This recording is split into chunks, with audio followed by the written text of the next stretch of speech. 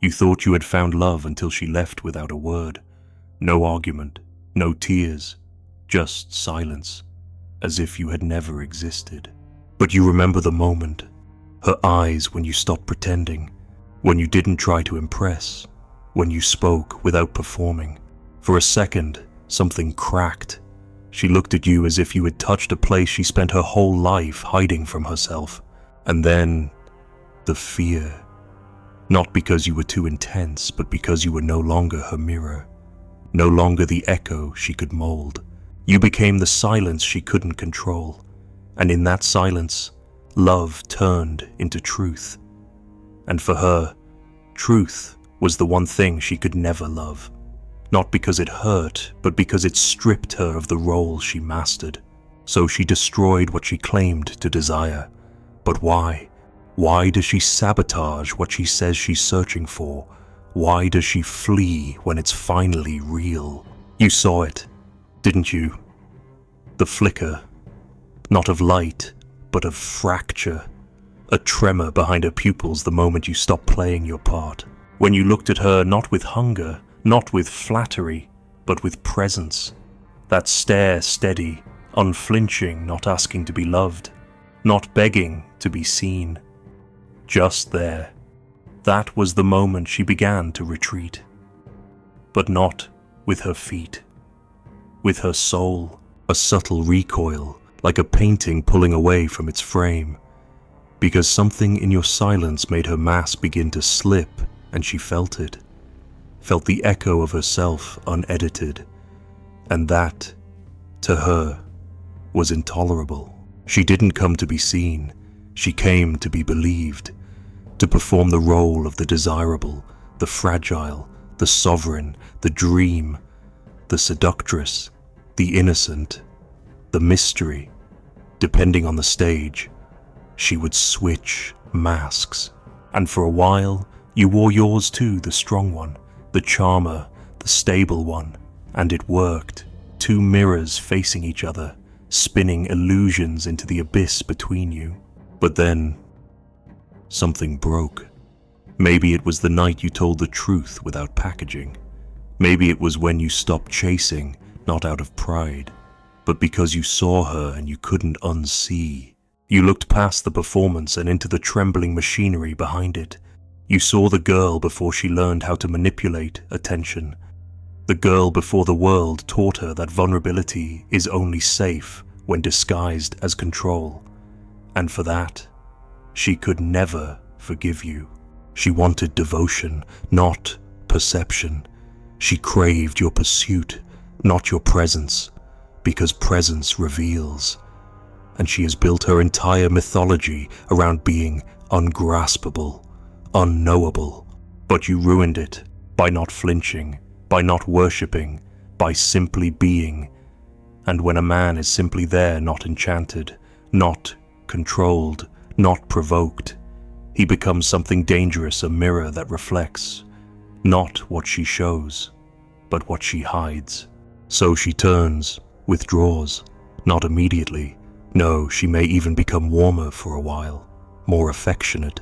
But underneath, something has shifted. The game has collapsed. The gaze you gave her was not validation, it was confrontation. And she can't win against what doesn't play. You weren't supposed to see through her. You were supposed to chase what she projected, but you didn't. You saw the trembling beneath the perfection, the hunger behind the smile, the weariness inside the seduction. And in doing so, you forced her into a dilemma she never wanted to face: be loved as she truly is, or destroy the one who dared to love her without illusions. And she chose. She shattered it. Not because you were wrong, but because you were right. Because what you saw, she saw too, and it terrified her. She saw the cracks in her own reflection through your eyes. She saw her own duplicity, how deeply she's invested in being the character, not the soul. And to protect the mask, she had to kill the moment, not out of malice, out of necessity. Because if you kept seeing her, she might have had to see herself. And that's a weight few carry without breaking. You didn't lose her because you failed. You lost her because you didn't. Because for a moment, You were too real to be used, too whole to be manipulated, too calm to be controlled. And so she did what she was trained to do: sabotage, retreat, reframe the story to paint herself the victim of your steadiness.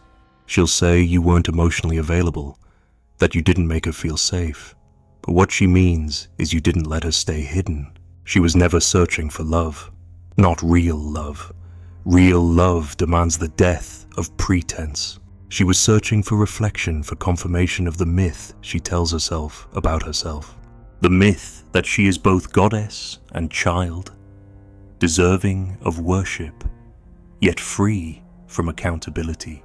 And as long as you play along, the illusion holds.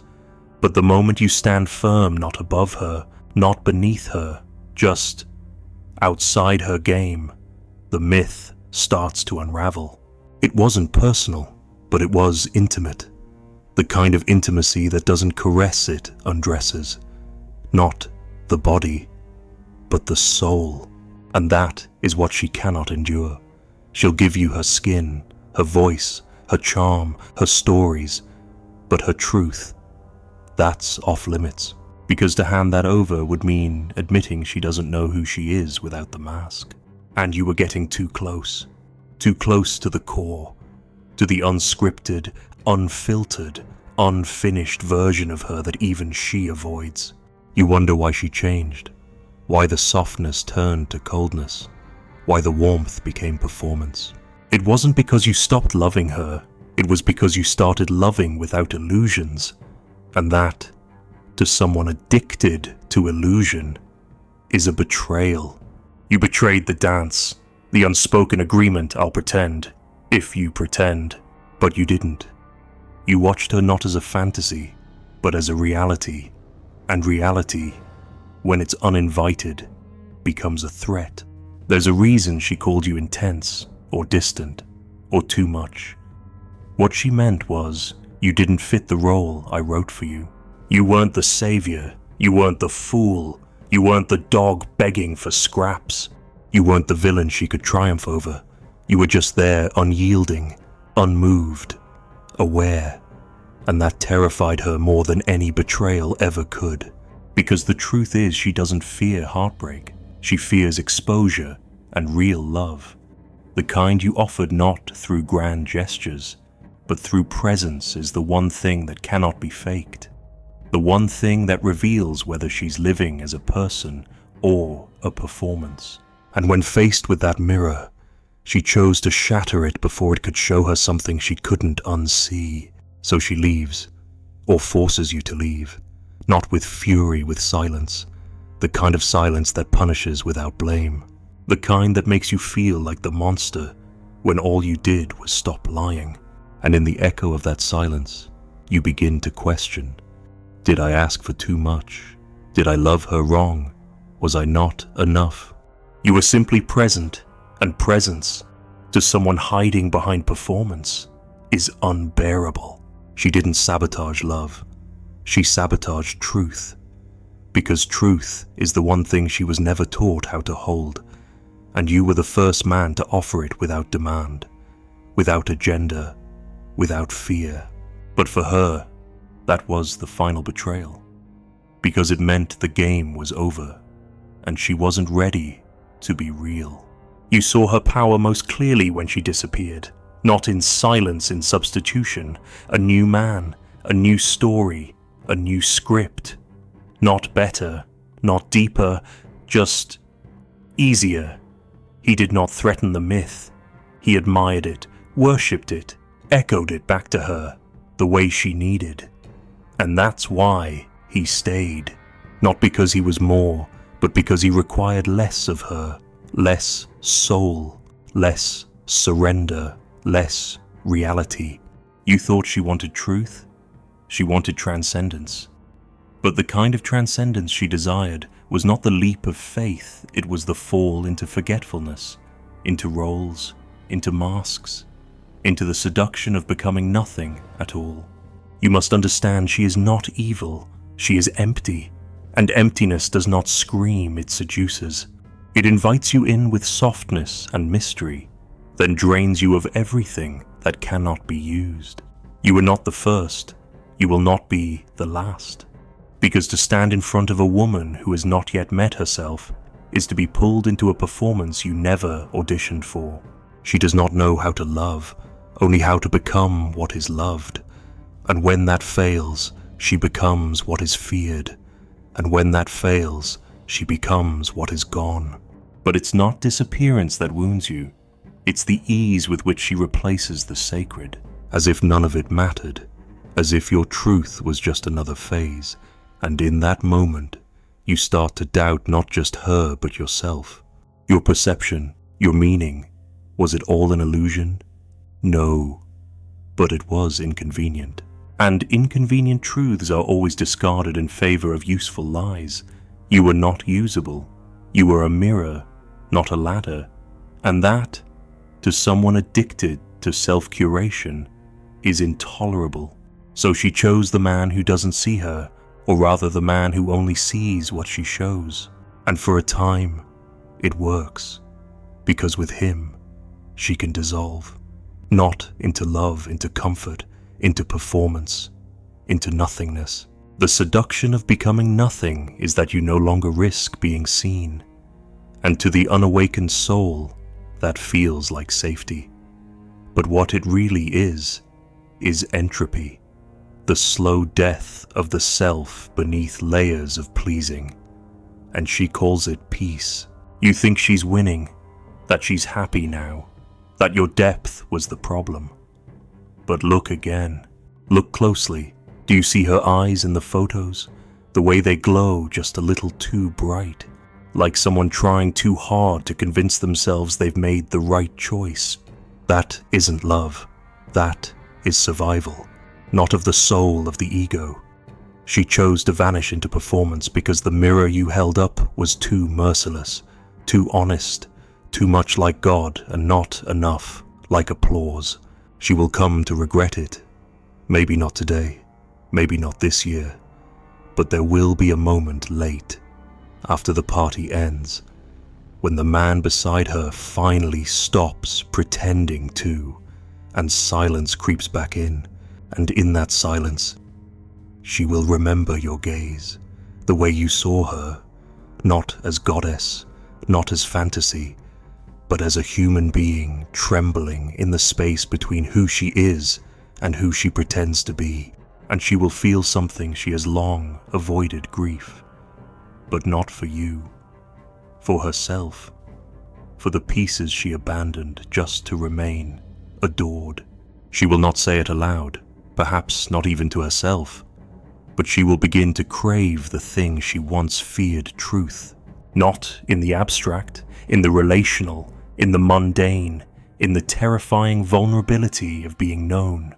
But by then, it may be too late, because truth, when rejected long enough, learns to stop knocking. She chose performance because performance protects, it flatters, it seduces, it controls. It never asks too much. But the price of control is depth, and the price of depth is aloneness. Real love requires both. And when you offered that contradiction, both devotion and truth, she saw not salvation, but dissolution. The persona could not survive, and for someone who is the persona, that feels like death. There is a kind of woman who does not want to be loved. She wants to be worshipped, feared, desired, envied, anything but seen, because being seen would mean having to stop running. And the chase, the endless chase for attention, validation, illusion is all she has ever known. If she stopped, even for a second, the silence would destroy her, not because it's loud, but because in it, she might finally meet the one person she has spent her whole life escaping herself. So she builds her temple, decorates it with men, with affirmations, with stories, each one more polished than the last. And when you came in not to kneel, but to look, you threatened the whole structure. You saw the dust behind the gold, the cracks in the marble, and worst of all, you didn't flinch. You didn't run. You didn't beg. You simply stood there, still, and in doing so, you revealed her greatest fear, that she is not the goddess. She is the girl beneath the costume, and the girl is lost. But it is easier to burn the temple than to rebuild it. So she burned it, not in flames in forgetting. She rebranded the story, painted herself victim, you villain. Said you were too cold, too deep, too honest. But the truth was simpler. You were too awake. And to someone living inside the dream, awakening is violence. So now, she is gone, but not truly, not from your memory, and not from hers. You will haunt each other, but in different ways. You will remember her as the moment you touch something tragic and beautiful, a soul not yet ready to live. She will remember you as the only man who didn't fall for the act, and in that memory, you are both immortal. Not because it ended well, but because it ended real. Do not chase her shadow. Do not follow her into the maze of substitutions. She is not lost because you failed to lead. She is lost because she refused to stop performing, and nothing you could have done would change that. Because love is not a rescue. It is a revelation, and revelation is only for the brave. You were brave. That is why it hurt. You thought it ended, that when she left, the curtain fell and the play was over. But endings are rarely final when the soul is involved. What ends in form continues in echo, and her echo is everywhere now. In the hesitation of a new woman's smile, in the slight flinch when someone meets your gaze too deeply, in the quiet voice that asks, will this one leave too? When I stop pretending, she has become a ghost that speaks through silences, not words. Not because she was everything, but because she revealed everything. Not through truth, but through fracture. The echo lives because the wound never closed, and it never closed because it was never named. You do not miss her. You miss the confrontation she forced upon you. You miss the ache of being close to something you could almost save. You miss the helplessness that taught you the limits of love. You miss who you became when you were forced to stand firm in the face of collapse. That's the cruelty of it. She taught you everything by refusing to receive it. She gave you depth through abandonment, clarity through confusion, strength through watching her collapse beneath the weight of her own illusion. She vanished, but not before leaving behind the seed of something irreversible awareness. She will come back, maybe not in body, but in pattern, in echoes, in little messages wrapped in longing, in half-truths disguised as reconnection. Not because she loves you, but because she remembers who she almost became when she stood beside you. She will not say it outright. She will test. She will flirt with the idea of re-entry, but it will never be real. Because for it to be real, she would have to surrender the story, and the story has become her skin. She cannot return without unmaking the myth, and myths do not die gently. They die in fire, in grief, in confession. And she is not ready, so she circles, she posts the picture, sends the message, lingers in the space between just checking in and I still remember. But what she remembers is not you, it's what she almost touched before she ran. And that memory haunts her, not as loss, but as unfinished becoming. You were not the man she wanted. You were the man who shattered the mirror, and there is no forgiveness for that, only recognition. She cannot forgive you because she would have to admit you saw her, and to admit that is to admit that she saw herself and fled. That is the true wound, not your leaving, not her new lover, but the unbearable knowing that there was a door, and she turned away. She watches you now, even from afar, through others, through screens, through second-hand stories, not because she cares, but because she remembers, and memory, when it is tied to betrayal, not of love, but of illusion, becomes obsession. She is not obsessed with you.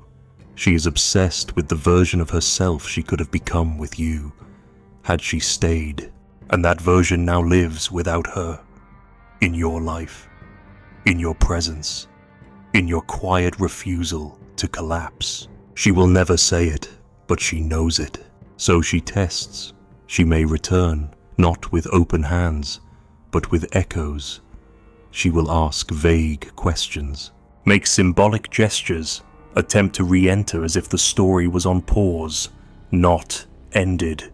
But if you let her in as you once did, she will leave again, not out of cruelty, but out of compulsion, because she cannot exist in a place that demands reality. Not yet.